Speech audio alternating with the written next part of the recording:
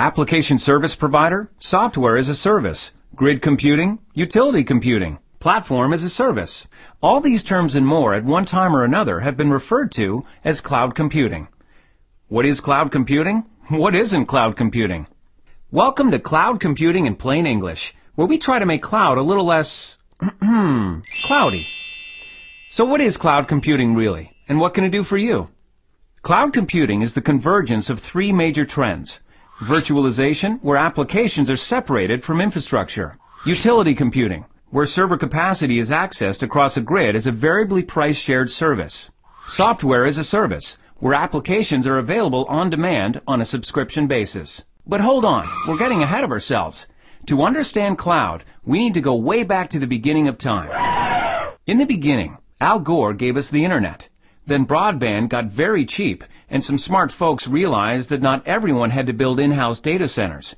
In fact, they realized that the computer running the application could be pretty far away from the person using it, and only a fast connection was needed between them. This led to software as a service. Essentially, big, fast machines in someone else's data center running an application that we access using our familiar web browser. Someone else owns the application, and we pay a fixed subscription fee. Hallelujah, right? Well, yes and no. On the plus side, we don't have to worry about the machines running the application because they don't belong to us. They're the other guy's problem. And we don't have to devote time and resources to developing and maintaining an application that we're not expert in. Both good things. But at the same time, the one-size-fits-all approach didn't work for large enterprises with complex requirements. Some companies didn't like the idea of data outside of their firewall, and the subscription model didn't align cost to usage.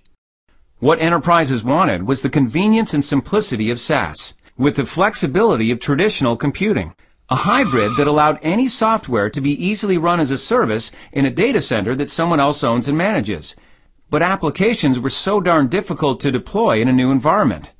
And then came virtualization, and it was good. With virtualization, applications and infrastructure are independent, allowing servers to be easily shared by many applications, and applications to run virtually anywhere. That is, as long as the application is virtualized. Virtualizing the application involves packaging the application bits with everything it needs to run, including databases, middleware, and operating system. This self-contained unit, a virtualized application, can run pretty much anywhere. If it can run anywhere, it doesn't have to run in your data center or in the application provider's data center. It can run in the cloud.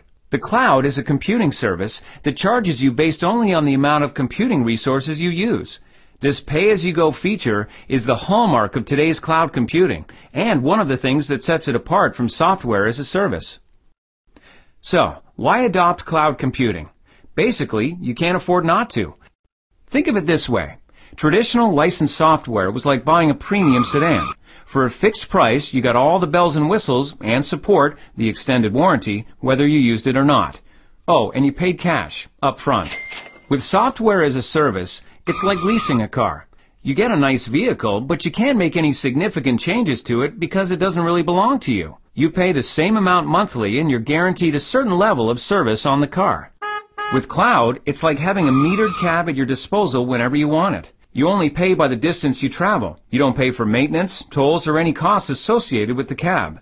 You pay based on where you want to go that day. And it's so economical that you can vary the length of your trips and not have to worry about the cost. You can even trick out the cab the way you want it because you don't share it with anyone else. Okay, maybe that just stretched the metaphor a little too far. Before you hit the road, you might want to take a look under the hood to see what makes your ride go. The engine that powers cloud computing is virtualization. You can't move without your engine, and you can't deploy apps to the cloud without virtualization.